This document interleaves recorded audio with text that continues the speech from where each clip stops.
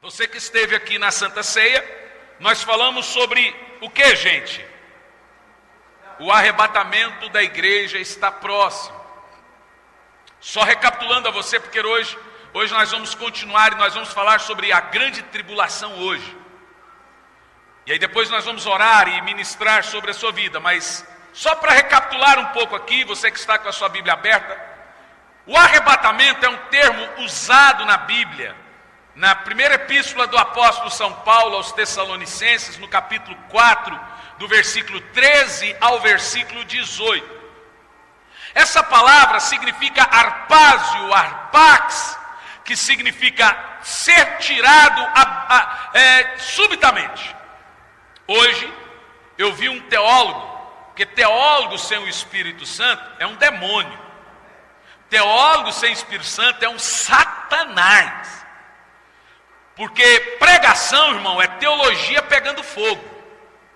Teologia só é uma bênção quando ela tem o Espírito Santo. Senão ela é só letra, e a letra por si só mata. E aí eu vi um teólogo desse, cheio do diabo, dizendo que não existe volta de Jesus eminente. Que não existe volta de Jesus subitamente, do tipo assim, fique preparado que Jesus pode voltar a qualquer hora. Ele falou assim, sem chance isso. Porque Jesus vai voltar depois de que vier a apostasia, Jesus vai voltar depois de 7 anos de tribulação. Se ele estiver pensando na volta de Jesus depois de 7 anos de tribulação, não tem eminência mesmo. Mas eu quero que ele se vira com os textos de Jesus quando ele diz, vigiem para que esse dia não vos tome de surpresa.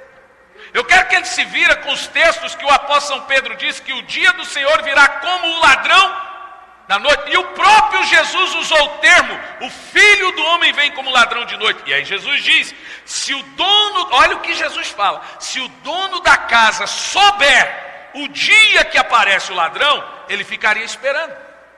Agora, eu quero que ele se vire com textos do tipo, assim como o relâmpago sai do Oriente, se mostra no Ocidente, será o dia do Filho do Homem. Eu quero que ele se vire com textos que Jesus fala, no abrir, que Paulo fala, no abrir e fechar de olhos. Eu quero que ele se vire com Mateus 25:10, aonde não perceber e chegar o esposo, com os dias de Noé. Bom, eu poderia gastar a noite aqui. Agora, o que leva um pastor ir na mídia e falar isso? Eu vou dizer para você o quê? Pecado. Eu só tenho uma resposta. O pastor que fala, irmão, não tem volta eminente de Jesus, você não precisa se preparar para a volta de Jesus, ele está justificando o pecado dele. Irmão, não precisa você falar isso para o povo. Você pregando volta de Jesus, o povo já peca. Se você pregar isso, eles vão virar o quê? Você está entendendo o que eu estou dizendo? Quem está entendendo, diga amém. Amém. Portanto, nós pregamos que o arrebatamento é uma doutrina que ensina uma volta eminente de Jesus, que ele voltará para a sua igreja. É uma doutrina que ensina que, de repente, multidões de pessoas ao redor do mundo vão desaparecer num piscar de olhos. Veja, arrebatamento, a palavra está na Bíblia. É Paulo que diz, nós seremos arrebatados, tirados, arrancados. Isso significa que a qualquer hora, como um ladrão da noite, a qualquer momento, no abrir e fechar de olhos, uma multidão de pessoas vão desaparecer. Essa é a doutrina do arrebatamento. Nós aprendemos isso domingo. Esse arrebatamento, ele acontece para a igreja. A Bíblia diz, é o som do arcanjo tocando, que a igreja ouve, e de repente ela some, ela desaparece. Ah, como eu queria que esse dia fosse hoje. Como eu queria que nós vivêssemos. Agora veja bem, nós estamos vivendo dias precedentes ao arrebatamento. No domingo nós falamos algo muito interessante sobre o livro do Apocalipse, você se lembra? Nós fizemos aqui uma dissecação muito interessante, que se nós analisarmos as 7 eras da igreja, diga comigo, 7 eras. Fala, 7 eras. Vou esperar aqui meu querido discípulo pegar uma caneta. Eu sou atencioso, eu vi que o antes foi só pegar uma caneta, então eu vou ser educado para ele, porque ele, isso que eu falei é interessante para ele. Eu só estou atento. Mas vamos lá, pronto, antes? Então tá bom, ficou vermelho.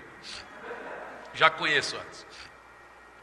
Veja, a Bíblia Sagrada, ela é separada por 7 dispensações, ou eras, 7 alianças de Deus com o homem, né? Eu acho que pelo menos essa parte da mensagem do pastor Aparício vocês devem entender. Acho que essa parte, das 7 alianças de Deus na história da humanidade, né? Vocês têm que relevar que a idade dele já é bem avançada, então ele quer pregar do Gênesis ao Apocalipse em uma mensagem, né? Mas eu penso que algumas coisas vocês entenderam. Luiz Hermínio é do mesmo jeito também. Começa Mateus, estou até hoje esperando ele pregar Mateus 16 na igreja, até hoje ele não pregou. Prega 5 mensagens numa, né? Mas vamos lá, são 7 alianças de Deus com o homem, desde a aliança da inocência, edêmica, adâmica, abraâmica, noádica, davídica e aliança eterna. Eu acho que foi isso. É isso aí, né? Acho que foi rápido e rasteiro. E nós temos 7 eras da igreja. Cada era, ela é separada por um período. No sábado, no domingo, um irmão me falou, como que nós sabemos em qual era nós estamos? Isso é fácil saber. Quando você lê as 7 igrejas do Apocalipse, você vê que cada uma delas tem uma característica e um tempo que a história viveu. É óbvio que hoje nós estaríamos então na última era da igreja, que é a era de Laodiceia. Laodiceia então seria a última igreja da última era. Ela é uma igreja literal, que representa naquela época, mas ela também representa um tempo do último tempo em que a igreja seria rica, mas fria. Seria rejeitada e abandonada pelo Senhor, e que o Senhor vomitaria essa igreja da sua boca. Fato que então não existe 8 eras, ou 8 dispensações, ou 8 tempos, só existe 7. Se todos os teólogos concordam que nós estamos na última era da igreja, na era de Laodiceia da igreja, então não há mais uma outra igreja depois deste tempo. Você entende o que eu estou falando? E aí nesse ponto nós aprendemos algo interessante. Em Apocalipse 2:4, vamos lá rapidinho. Apocalipse 2:4.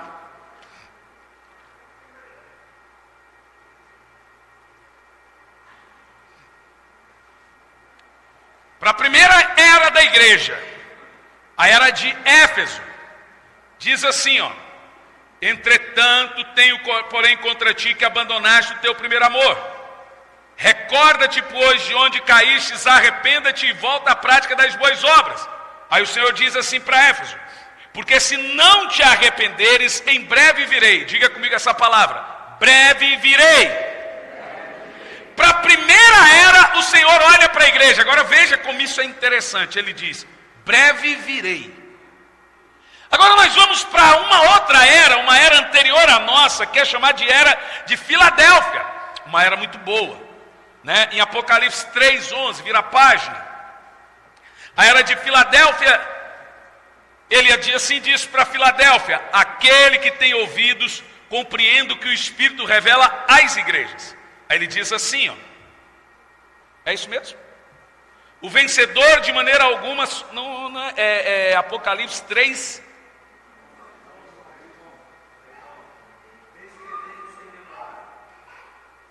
Não, mas eu estou lendo 3:11 de Apocalipse. É 2, eu estou lendo 2. É 3:11. Vamos lá.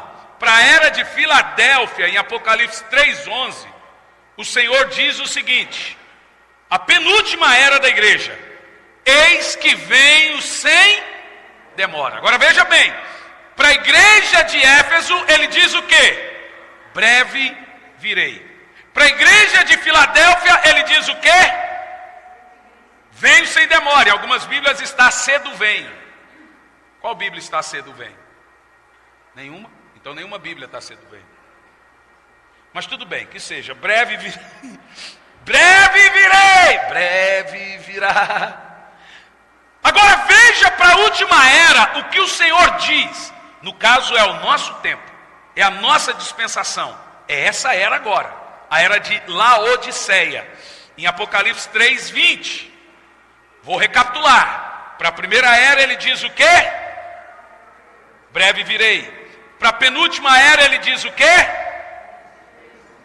Eis que venho sem demora. E para a última era, olha o que ele diz no verso 20: eis que estou à porta e bato.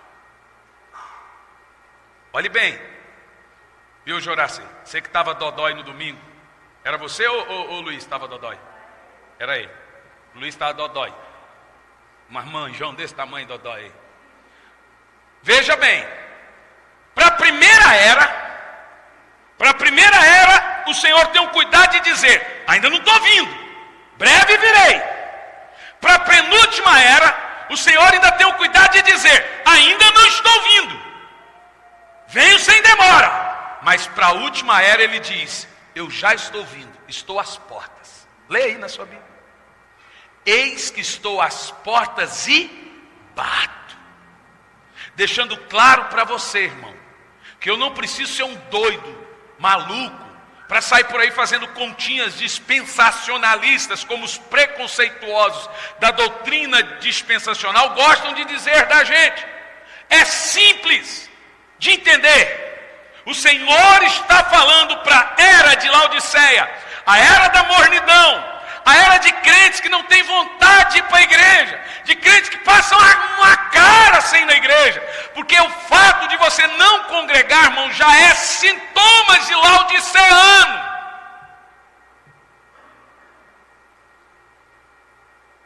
Para essa igreja o Senhor diz: eis que estou à porta e bato.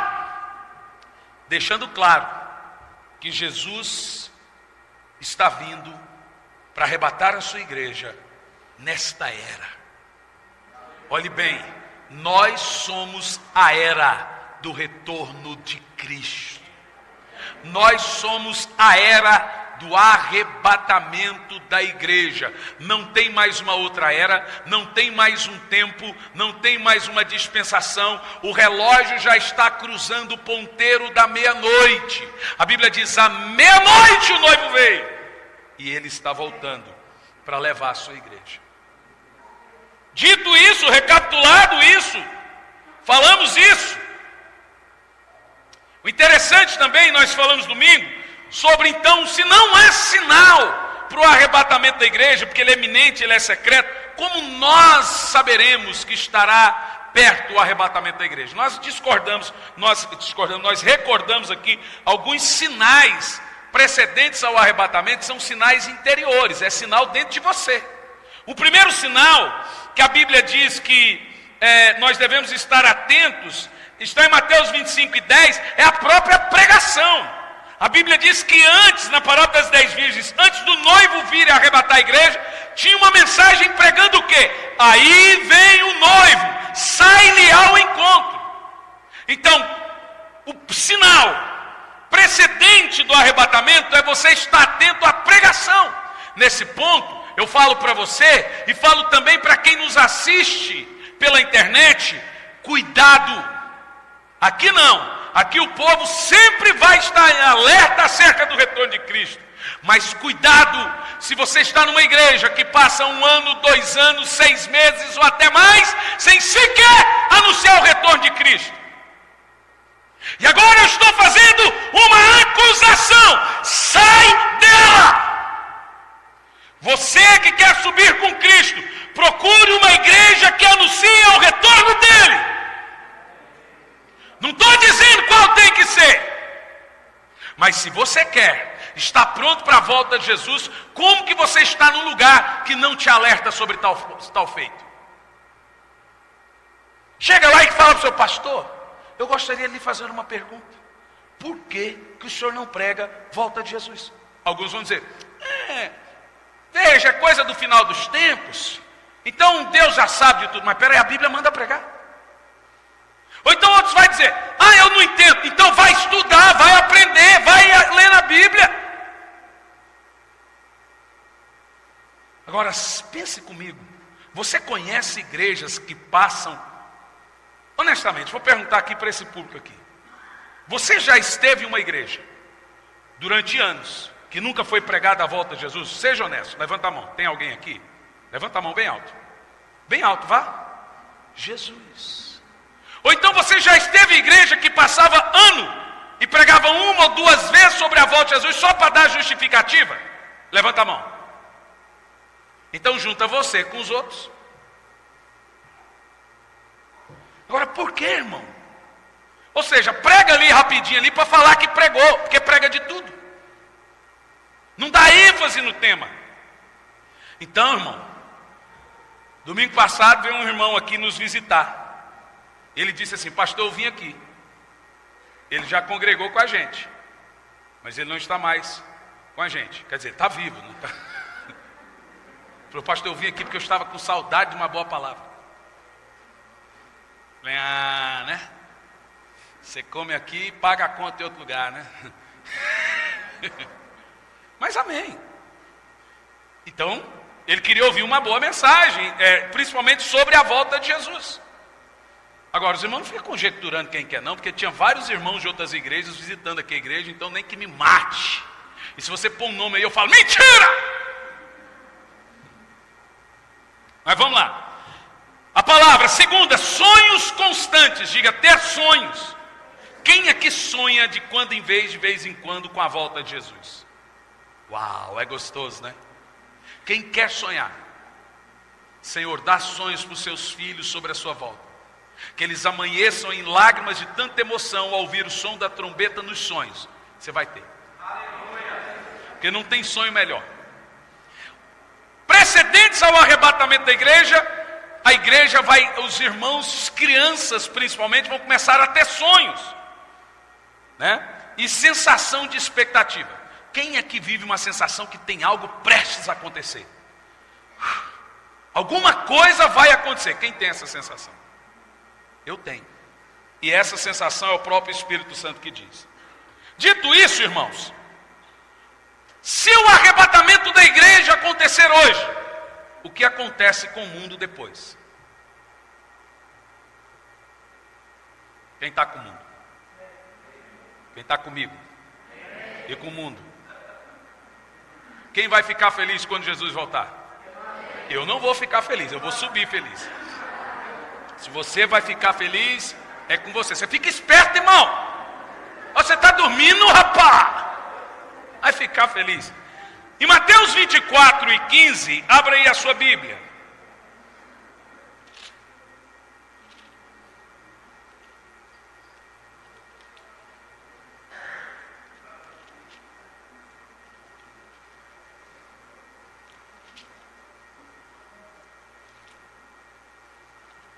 Mateus 24 e 15. O Senhor Jesus diz assim: e assim, quando vires a profanação horrível da qual falou o profeta Daniel no lugar santo, ao ler a profecia, entenderá isso. Os que estiverem na Judéia, fuja para os montes. Quem estiver sobre o telhado de sua casa, não desça para retirar dela coisa alguma. E aquele que estiver no campo, não volte para pegar sua túnica. Serão dias terríveis para as mulheres grávidas e para as que estiverem amamentando. E orai para que a vossa fuga não ocorra durante o inverno, nem no sábado, porque haverá nessa época grande tribulação, como jamais aconteceu desde o início do mundo até agora, nem nunca haverá. E se aqueles dias não tivessem sido abreviados, nenhuma carne se salvaria, mas por causa dos eleitos. Ó, beijinho no ombro. Por causa dos eleitos, este tempo, o tempo que nós estamos vivendo, está sendo encurtado. É por sua causa que o ano está terminando mais rápido, viu, irmão? É por sua causa que o dia termina rápido. Agora veja bem, irmãos, quando nós falamos de grande tribulação, que é o período que ocorre depois do arrebatamento súbito da igreja. Se a igreja for arrebatada hoje, em seguida começa um período de 7 anos que Jesus chama de grande tribulação. Não é tribulação. Tribulação ocorre lá no próprio Malawi, onde eu estou indo, na China, na perseguição aos cristãos, na Coreia, lá na Arábia com o Estado Islâmico, é uma tribulação. Mas Jesus disse que a tribulação que virá sobre o mundo, ela nunca houve e nem nunca haverá. É algo indescritível. É 7 anos de situação incalculável e indescritível. Quem está entendendo o que eu estou pregando? Preste muita atenção no que você vai ouvir. De fato, essa tribulação é para o mundo? De fato, ela é para o mundo. Mas por que devemos pregar? Como alerta, para você saber o que aguarda o mundo e quem não subir no arrebatamento da igreja, quem não subir no rapto. O que nós precisamos saber sobre a tribulação? Jesus começa falando ela em Mateus capítulo 24, no verso 15. Mas quando ele menciona que ai das grávidas, a das que estiverem amamentando, quem estiver em Jerusalém, na Judéia, não corra para Jerusalém pegar alguma coisa, ele não está falando de dias atuais. Quando Jesus fala não ficará pedra sobre pedra, a história que Jesus está falando aqui, isso aconteceu 40 anos depois da morte de Cristo, no ano 70, quando um imperador romano invadiu Jerusalém, e ali ele estuprou mulheres, ele saqueou o templo, ele destruiu o templo, deixando só uma parede, porque ele queria o ouro dos judeus. Ele fechou a porta do templo. Naquele dia Jesus fala, não desça para Israel. O apóstolo João estava em Éfeso, já com seus 90 e poucos anos, cuidando da mãe de Jesus, Maria, que assim Jesus designou. Ele interpretou a profecia, isso está na história. Ele não foi para Jerusalém, e aí muitos judeus, também cristãos, morreram. A história conta que os cavalos romanos escorregavam no sangue dos judeus. Foi um banho de sangue. A profecia começa. Por que Jesus fala? Ai das grávidas e das que amamentam. Porque esse imperador, esse general Tito, que depois se tornou imperador, ele pegava a faca e tirava as crianças na faca, assim, ó, do ventre da mãe, e jogava a criança no fogo. Uma maldade indescritível. Isso aconteceu, e agora Jesus começa a caminhar, Jesus começa a andar pela Bíblia, e dizendo o que viria acontecendo também ao decorrer do tempo. Então tenha um pouco de paciência, porque essa palavra é muito importante para a igreja do Senhor Jesus. A grande tribulação, a pior delas, é um período de 7 anos, depois do arrebatamento. Porém, a tribulação bíblica, perseguição bíblica, ela ocorreu, viu? Sua esposa, Francinaldo, deu um branco agora. Bel, foi isso que você falou dos 490 anos que ficou no ar aquele dia. Hoje você vai entender. O período da tribulação, ele é um período não só de 7 anos, ele é um período de 490 anos. A tribulação é chamada na Bíblia de as 70 semanas de Daniel. Quem era Daniel? Daniel era um profeta apocalíptico, que Deus revelou para Daniel todos os sinais do final dos tempos. Então veja, os 490 anos registrados em Daniel, capítulo 9, versículo 24 a 27, diz assim: 70 semanas estão determinadas sobre Israel. Aqui é a tribulação. E sobre a sua santa cidade, para cessar a transgressão, dar fim aos pecados, expiar a iniquidade, trazer justiça eterna e selar a visão e a profecia, e para ungir o santo dos santos. Aí aqui o próprio, não somos nós dispensacionalistas que fazemos continhas. É a profecia que faz a continha. Você quer ver a continha da profecia? Verso 25. Sabe, entende? Desde a saída da ordem para restaurar e para edificar Jerusalém e até o Messias, o príncipe haverá 70 semanas. É conta ou não é? Vamos lá fazer a continha. E 62 semanas as ruas serão reedificadas, mas em tempo angustioso. Verso 26. E depois das 62 semanas será tirado Jesus. Jesus morre na semana de número 62. Quem está comigo aí, diga amém. Mas não para si mesmo. E o povo do príncipe que há de vir. O príncipe é o anticristo. O ungido é Jesus. O príncipe é o anticristo. E o povo do príncipe é o Império Romano, dizendo que o anticristo tem que ser europeu, misturado com judeu. Ou com árabe. Tem que ser filho de Abraão com europeu. O povo do príncipe que há de vir destruirá a cidade. Que foi o que aconteceu. Quem está entendendo, diga amém. Agora veja bem, vamos lá fazer a continha da grande tribulação. No versículo 12, do capítulo 9 até o versículo 14, diz assim: ele confirmou a sua palavra que falou contra nós e contra nossos juízes, e nos julgava, trazendo sobre nós um grande mal, porquanto nunca debaixo de todo o céu aconteceu como em Jerusalém, como está escrito na lei de Moisés, todo aquele mal sobrevirá sobre nós. Você está entendendo? A tribulação então é para os judeus. Diga comigo, a tribulação é por causa dos judeus.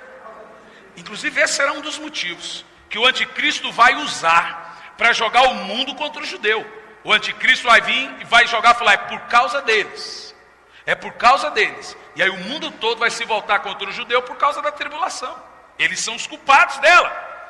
A profecia da tribulação não aconteceu primeiramente em Daniel e nem em Jesus. Ela está registrada em Deuteronômio 28, no verso 15 ao verso 68. Está entendendo até aí, Bel?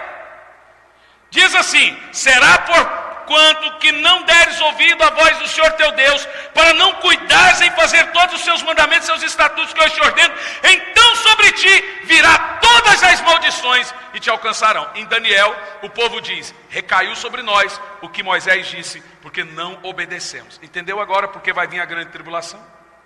Quem está entendendo, diga amém. Está claro para vocês? Está claro? Então o período, vamos lá. Quando as 70 semanas de Daniel começou? Quando a grande tribulação começou? A palavra semana, no original, é Shabuá. Não é semanas de dias. O judeu não tem a palavra semana de dias. Significa semana de anos. Você entende? A palavra semanas de dias é só nós. É do grego, né? Ou seja, uma semana para o judeu significa 7 anos. O conceito semana como sendo de anos era comum entre os hebreus. Agora preste atenção nisso. O cronograma das 70 semanas de Daniel 9:24, a tribulação corrente. 70 semanas. Cada semana, 7 anos. 70 vezes 7? 490 anos. Completa o programa de Deus com o mundo, de Deus para com Israel, dividido. Não é nós dispensacionalistas, é Daniel que fez a divisão aqui. Nós lemos aqui a divisão, divididos em 3 períodos. Primeiro período, 7 semanas, 49 anos.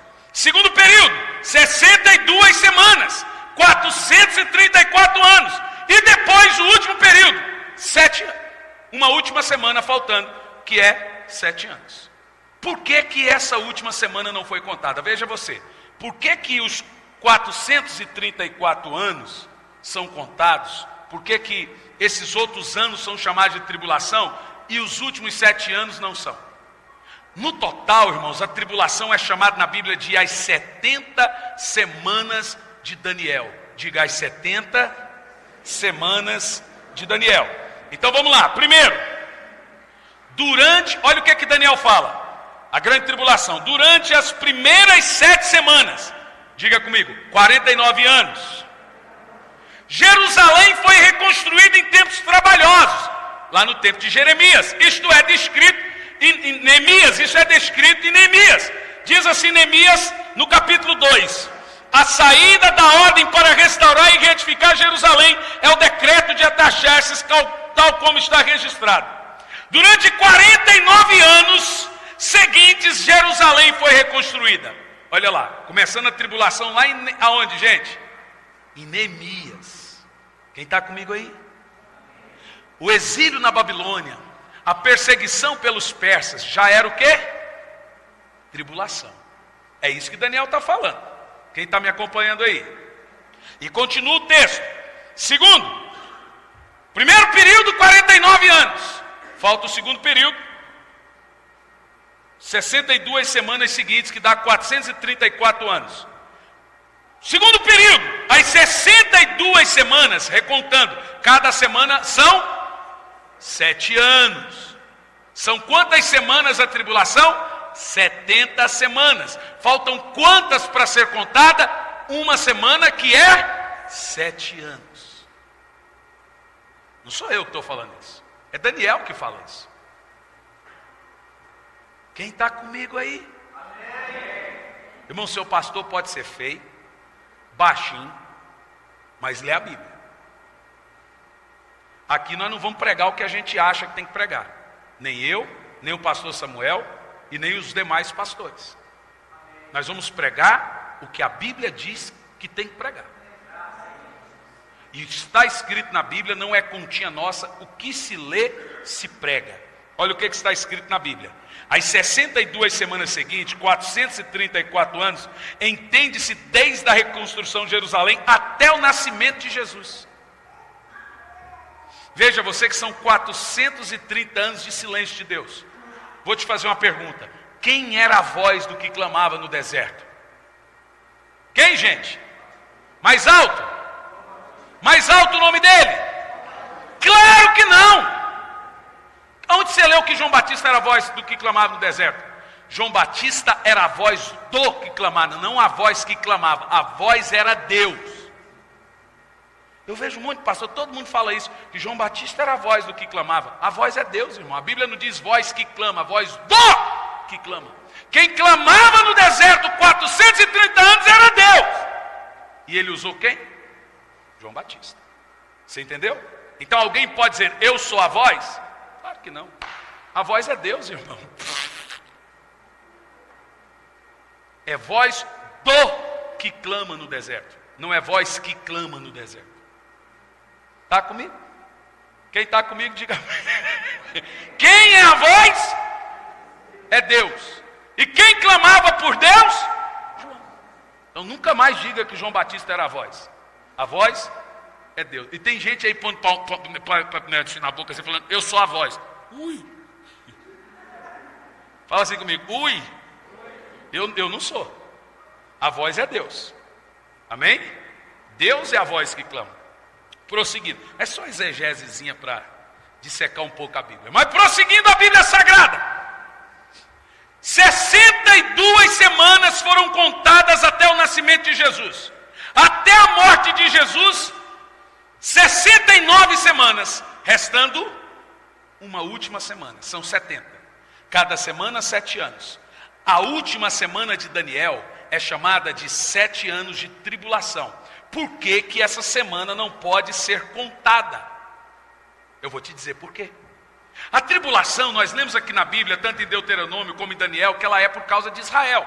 E aqui os textos dizem, por que que ela foi enviada para Israel? Primeiro, Daniel 9, 24 a 27. Para extinguir a transgressão de Israel. Para dar fim aos pecados de Israel. Para expiar a iniquidade de Israel. Para trazer justiça eterna. Para selar a visão e a profecia e para ungir o Santo dos Santos. Está aqui por que a tribulação vem. Agora veja, quando Israel deixou de existir, 40 anos, no ano 70, depois da morte de Cristo, Israel sai do mapa. Sem Israel não tem o que, gente? Tribulação. Se a tribulação é para Israel, quando a tribulação precisa voltar a ser contada? Quando Israel volta a existir. E quando Israel voltou a existir?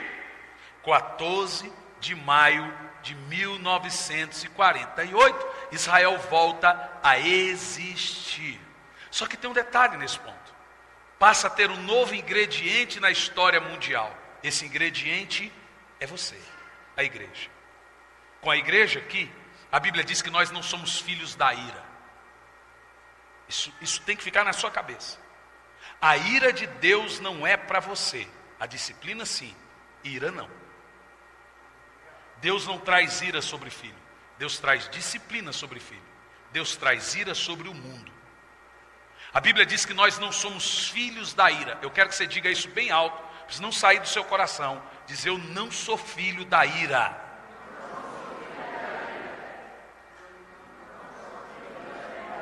Você não fala não, Juninho? Comer sua língua, Juninho? Agora veja bem. A tribulação é a ira de Deus caindo sobre o mundo. E você não é filho dessa ira. Então, meu filho, você pode filosofar, conjecturar, você pode ser o maior teólogo do mundo. Você não vai me tirar do meu coração a esperança do arrebatamento da igreja. Tira do seu? Não tira. Eu vou provar, você pode provar o que você quiser, meu filho. Eu não sou filho da ira. Deus não nos separou para a angústia, para a ira. A Bíblia diz a Filadélfia: porque fostes fiel e guardaste as minhas palavras, eu te livrarei da tribulação que recairá sobre o mundo todo. Está escrito aí, irmão. Eu não sou filho da ira. Agora, com a igreja na terra, a tribulação está suspensa. A última semana de Daniel está suspensa. Sabe o que os teólogos falam das semanas de Daniel? Fala que é poético. É porque se o camarada estudar as 70 semanas de Daniel, não tem outro caminho para ele, hein, pastor Samuel? Ele vai ter que ir para o arrebatamento da igreja. Não tem outro. Não tem o que fazer. Se você estudar as 70 semanas de Daniel, a era última da igreja, você vai ter que crer no arrebatamento. Aí eles pegam o livro de Daniel e falam: aquilo é poético. Estou vendo o poético aqui, viu? Estou vendo o poético. O que Daniel nos ensina, e Jesus ratifica o que Daniel fala, em Mateus 24:15. Quem lê o profeta Daniel, nós lemos aqui em Mateus 24:15, ele diz o seguinte: quem lê o profeta Daniel deve entender isso. Está escrito aí ou não está? Então Jesus está dizendo que você não pode estudar a grande tribulação sem ler o que Daniel escreveu, sem entender as 70 semanas. Então agora, deixando claro para você, as 70 semanas são 490 anos. Nós não estamos em 490 anos, porque falta 7 anos. Nós estamos na semana de número 69, ela não voltou a ser contada. Para ela voltar a ser contada, a igreja tem que sair de cena. Aí ela volta a contar. Israel volta a estar debaixo da ira de Deus. Ela parou de ser contada porque Israel saiu do mapa. Israel sumiu do mapa. Sem Israel não tem tribulação. Ela tem que voltar. Israel já existe, mas agora tem igreja. A igreja tem que sair do mapa para a tribulação voltar a ser contada. Quem entendeu aí? Está claro para vocês? Portanto, a volta de Jesus é um evento. O arrebatamento é para a igreja, a volta é para o mundo. A volta de Jesus é depois de 7 anos de tribulação. O arrebatamento é antes de 7 anos de tribulação. Qual desses que a igreja está? No arrebatamento. Qual desse que você vai estar? Qual desse que você vai estar? Quem vai subir feliz com Jesus no arrebatamento? Agora vocês entenderam a questão. Eu vou subir feliz, não ficar, mas vou subir. Amém? Por quê, pastor? Me dá a prova bíblica que a tribulação é só para judeu. Como a gente põe a coisa na internet é cheio de gente que come pela mão dos outros. É tudo papagaio. Ninguém estuda. Ouve e fala. Daniel 9:24 sobre a tribulação. 70 semanas estão determinadas sobre Israel. Uau! Está na Bíblia com todas as palavras.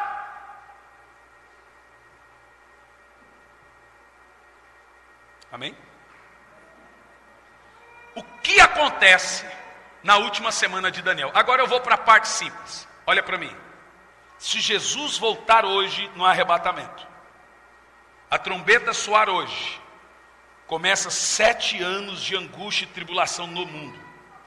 Quais são esses acontecimentos no mundo durante esses 7 anos? Primeiro, um livro com 7 selos. Em Apocalipse capítulo 6, diz assim, na abertura, preste atenção, dos 4 primeiros selos, mostra 4 cavaleiros, que são 4 anjos de destruição, que virão sobre a terra. Esses 4 cavaleiros, na abertura dos 6 selos, presta atenção, dos 4 selos, ele vai do capítulo 6 ao capítulo 8. Primeiro cavalo, veja bem, se o arrebatamento acontecer hoje, a primeira coisa que acontece no mundo a partir de agora, cavalo branco, igual anticristo.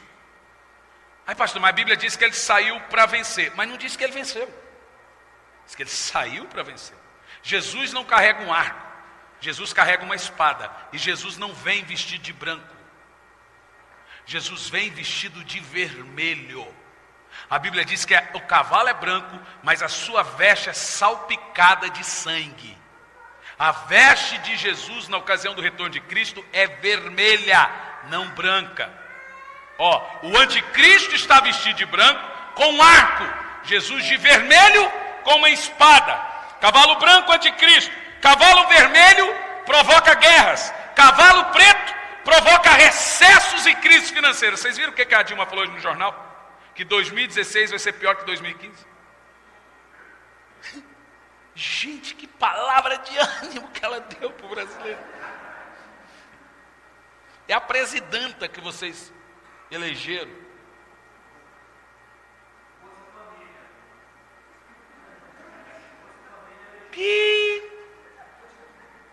De fato, você tem razão. E agora não tem dinheiro para pagar a Bolsa Família. E aí? Agora veja você. É o cavalo vermelho que provoca guerras. É o cavalo preto que provoca crises financeiras no mundo. Veja você que os cavaleiros já estão correndo. Olha o que eu estou dizendo. Os cavaleiros já estão correndo. Primeiro que a Bíblia diz que o espírito do cavalo branco já opera. Segunda de Paulo aos Tessalonicenses, capítulo 2, no versículo 7, que o espírito do anticristo já está na terra. Eu vou chutar para você hipoteticamente, ele já existe. Nós sabemos quem ele é, mas não sabemos que ele é o anticristo. Eu acho. Hein, Fer? O dia que você falar, não, é ele. Você fala, eu sei que é o anticristo, você ficou. Porque ele só vai ser revelado depois que a igreja sai. É o que a Bíblia fala, que ele aguarda, o anticristo aguarda somente que seja tirado da terra aquele que o detém. Quem detém o anticristo é o Espírito Santo na igreja. Quando sair ambos, todo mundo vai saber quem é ele. Então veja, o cavalo amarelo é o cavalo da morte. É um espírito de violência. O cavalo preto é da crise financeira. Veja você que quem provoca violência no mundo, quem provoca guerra no mundo, quem provoca fomes e recessões no mundo, são esses 4 cavaleiros. E mais o branco que provoca essa Babilônia religiosa, essa torre de Babel religiosa, esse espírito do anticristo. Quem está entendendo, diga amém. Vamos lá, na abertura do 5º selo, no verso 9, João vê os mártires salvos no paraíso. Na abertura do 6º selo, no verso 12, João vê eventos cataclismos como terremotos, eclipse da lua, do sol, estrelas caindo e remoção de montes dos seus lugares. Na abertura do 7º selo, agora no capítulo 8, João vê 7 anjos, cada um com uma trombeta. 7 selos. Quando o último selo é aberto, 7 trombetas começam a tocar. Como que procedem essas 7 trombetas? Apocalipse 8, primeira trombeta, verso 7, destrói a terça parte da terra, as árvores, as plantações, as ervas e as frutas. No último selo, 7 trombetas começam a tocar. Isso é a grande tribulação. Na abertura do último selo, ao som da última trombeta, o que acontece na terra? Destrói a terça parte da terra. Já de cara, terça parte da população morre. Se hoje é 8 bilhões, quanto morreria? Os irmãos bons de matemática. Você, pastor Fernando, você é bom de matemática? Não é também nada. Pastor Samuel, não descobri esse talento seu não. Você, que é isso? Eu, irmão, com matemática eu sou um bom pregador. Mas vamos lá, morreria em torno de 2,5 bilhões de pessoas. Você viu como você não sabe nada, você fala em torno. Mais ou menos. Não estariam na terra, no som da primeira trombeta. Segunda trombeta, ainda no versículo 8, é lançado no mar uma grande montanha de fogo venenoso, e a terça parte do mar se torna em sangue, matando a terça parte das criaturas no mar. Agora veja, durante a tribulação, os recursos naturais vão sumir, a terra começará a se tornar desértica. The Walking Dead. Terceiro, no verso 10, a terceira trombeta a ser tocada. É lançado um grande cometa ardendo em fogo sobre os rios, destruindo a terça parte dos rios, destruindo as fontes de todos os rios e envenenando-os. Agora a água potável vai deixar de existir. Quarta trombeta no verso 12. É ferido o sol, a lua e as estrelas, para que o dia se torne como a noite. E aparecesse um anjo dizendo que as 3 próximas trombetas seriam as piores ainda. E tem gente que quer ficar aí. Vai ter nem pasta de dente, irmão. Você consegue viver no mundo sem pasta de dente, irmão? Tem gente que não consegue viver no mundo sem um WhatsApp.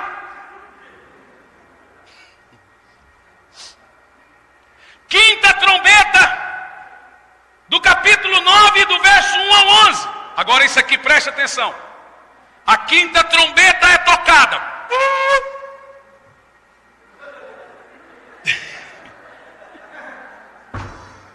Irmão, por que você está assustado? Você não vai estar aqui. Diga amém. Diga, eu não vou estar aqui. Diga, eu não vou estar aqui. Eu vou ser arrebatado. Quem quer ser arrebatado aí? Então, irmão, muda de vida ou muda de Deus, viu? Dizia os nossos pais, se atipa. Se atipa, menino. Quinta trombeta. Demônios serão soltos para atormentar o homem por 5 meses. Um tormento tão terrível que os homens pedirão para morrer e a morte fugirá deles.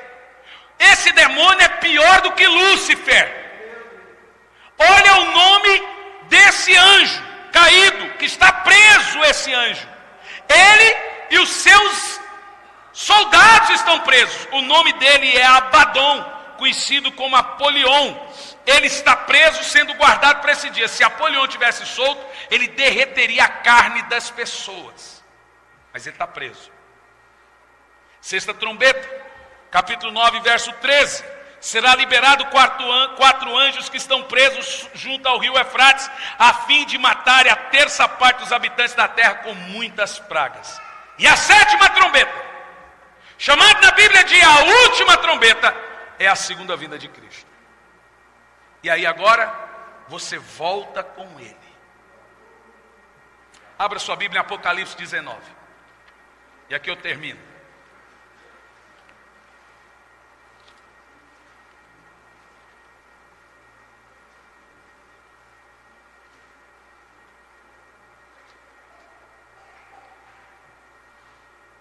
Não precisa ficar com medo não, que você vai subir com Jesus, viu?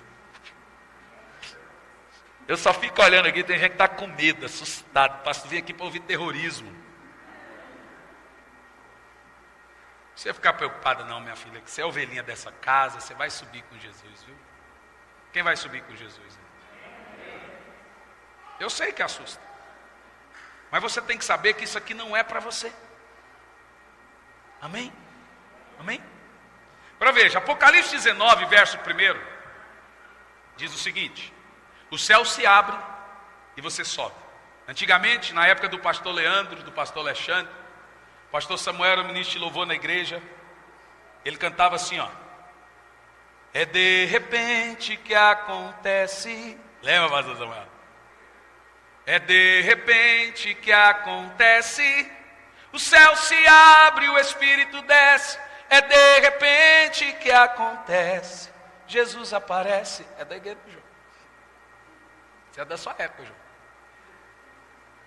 Veja bem, em Apocalipse 19, verso 1, o céu se abre e a igreja sobe no arrebatamento. Olha o que diz em Apocalipse 19, 1.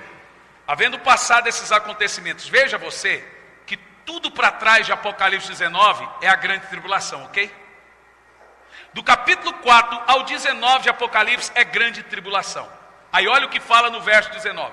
Do capítulo 4 ao 19 é grande tribulação de Apocalipse. Havendo passado esses acontecimentos, presta atenção, olhe bem. Ouvi no céu uma grande voz que anunciava: aleluia, salvação e glória e poder pertencem ao nosso Deus. A grande tribulação está ocorrendo na terra e as bodas do Cordeiro estão ocorrendo no céu. Olha as bodas, é você. Porque verdadeiro e justo são os seus juízos. Ele condenou a grande prostituta que corrompia a terra com sua sedução. Das mãos dela vingou o sangue dos seus servos. Agora olha o verso 7. Alegremo-nos, exultemo-nos, damos a glória, porque chegou a hora das bodas do Cordeiro e a sua noiva está preparada. Veja que a igreja sobe para o céu antes de Jesus descer para o céu, porque a Bíblia assim relata que tem um período antes da segunda vinda de Cristo chamado bodas do Cordeiro. É onde você está lá no céu, recebendo seus galardões, suas premiações, por ter feito a obra de Deus aqui na terra. Agora vamos lá para o versículo 11, de Apocalipse 19. Apocalipse 19, o céu se abre e você chega no céu. Está entendendo, Vanderlei? Você está entendendo ou dormindo? Eu estou vendo você assim, eu não estou vendo o seu olho está aberto. Ó, presta atenção. No capítulo 19 do verso 1, no verso 1 do capítulo 19, a igreja, o céu se abre e a igreja entra no céu, amém? No capítulo 19, verso 6, a igreja está nas bodas do Cordeiro. Agora veja você comigo, versículo 11. E então olhei e eis que vi os céus abertos. Capítulo 19, o céu se abre para a igreja entrar. Capítulo 19, verso 1, o céu se abre para a igreja entrar no céu. Capítulo 19, verso 11, o céu se abre para a igreja agora descer. Olha aí, está escrito na Bíblia. Então olhei e eis que vi os céus abertos, diante de mim um cavalo branco, cujo cavaleiro se chama Fiel e Verdadeiro. Ele é responsável por julgar e guerrear com justiça. Seus olhos são como chamas vivas de fogo, sua cabeça há muitas coroas em nome escrito que somente ele conhece. Agora olha a cor que Jesus vai estar vestido aí. Quem está comigo? Estava vestido com um manto manchado de sangue. Qual é a cor da roupa de Jesus? Vermelho, cor de escarlata, sangue. Verso 14. E os exércitos dos céus seguiam, vestidos de linho fino, alvo e puro, montados em cavalos brancos. Mas você pode dizer, mas esse exército aqui é anjo. Veja, qual é a roupa que eles estão vestidos? Linho fino e puro, montados em cavalos brancos. Qual é a roupa que foi dada para a igreja em Apocalipse, versículo 7? Alegremos-nos, exultemos, porque chegou a hora das bodas do Cordeiro e a sua noiva está preparada. Qual é a roupa que você vestiu quando chegou no céu? Verso 8. Para vestir-lhe foi-lhe providenciado o quê? Linho fino. Então esse exército que desce do céu está vestido com a roupa que ele ganhou. Quem é esse exército que desce do céu na vida do Senhor? É eu e você.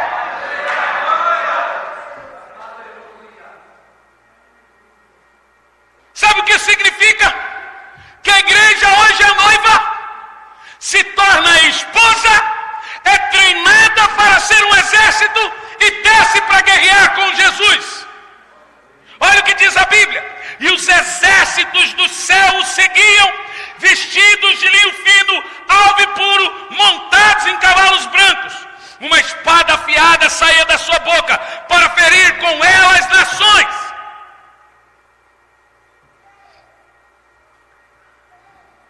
Dissecando aqui, esse é o relato da última trombeta. Presta atenção.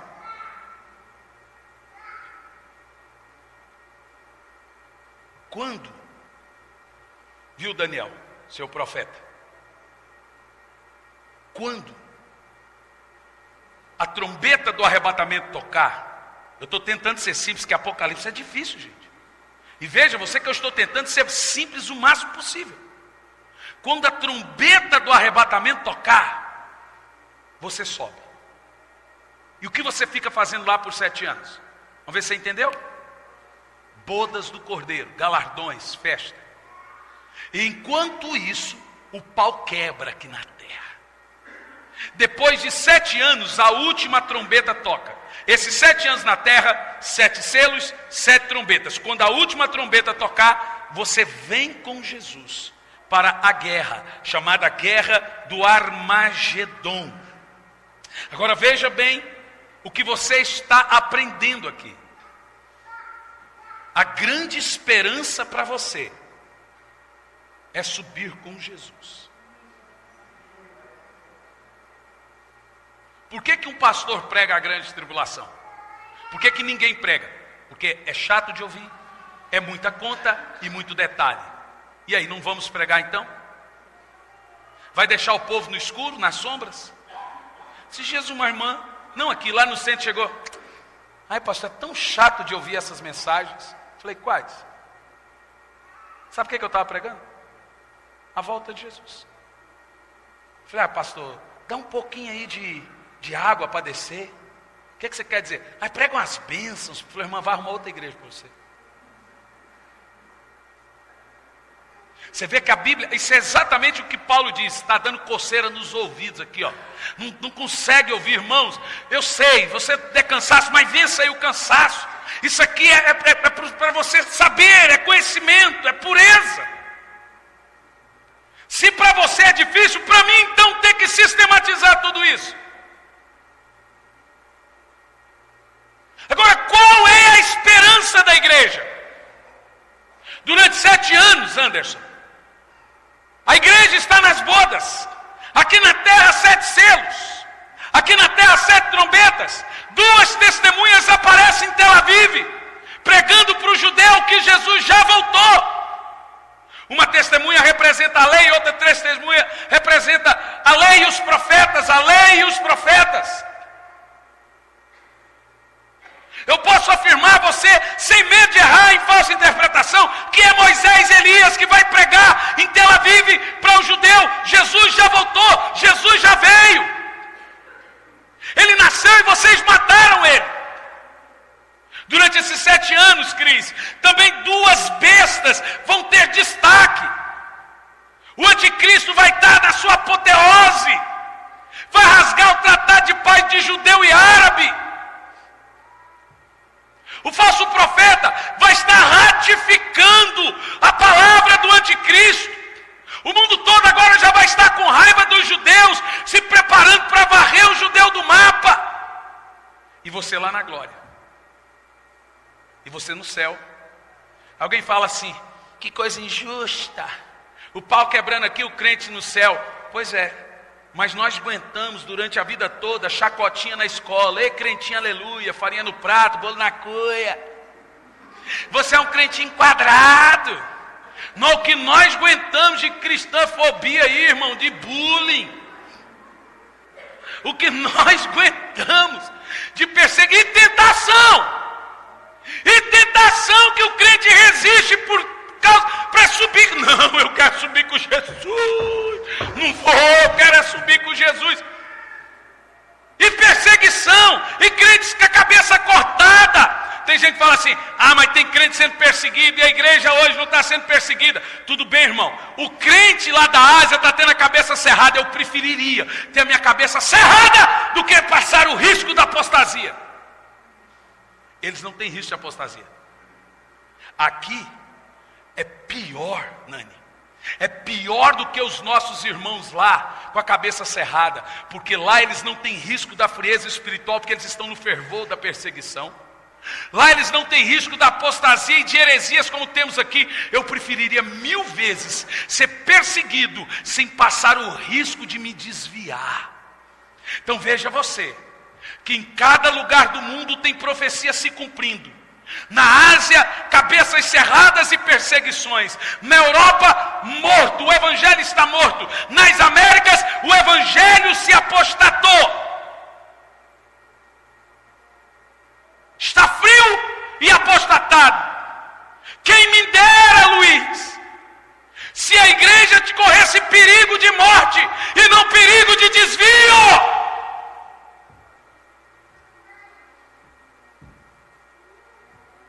Eu preferiria uma faca no meu pescoço do que no meu interior, inconsciente, eu estar correndo o risco de me desviar do Evangelho.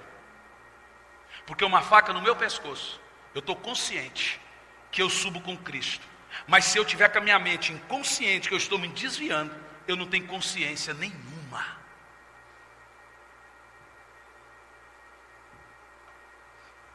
Então, irmãos, eu louvo a Deus, porque esses irmãos que têm os seus pescoços cortados, como Pedro disse, não sou digno de morrer como meu Senhor, me crucifiquem de ponta cabeça. Eu louvo a Deus, porque quando nós chegarmos na glória, eles terão o maior galardão de todos. A Bíblia diz que esse tipo de gente não ama a sua vida. Tente livrá-los da morte, você vai ver o que eles falam para você. Um pregador chinês, o irmão Yun veio no Brasil, veio em Curitiba, foi em Curitiba que ele disse isso. Pregou para 10 mil pastores, um pastor da China, e disse: vocês brasileiros estão orando para a perseguição da China acabar, e nós na China estamos orando para a perseguição começar no Brasil. Porque o irmão Yun disse, é por causa da perseguição chinesa que na China nós temos 500 milhões de cristãos. Lá não tem mercado gospel, lá não tem rádio gospel, lá não tem isso, lá não tem aquilo outro. Lá eles se congregam em casa subterrânea, é no meio do mato, se veste de cocô para fugir do faro dos cachorros. E eles, o irmão Yun teve aqui e falou assim: parem de orar pela igreja chinesa, é vocês que precisam de oração.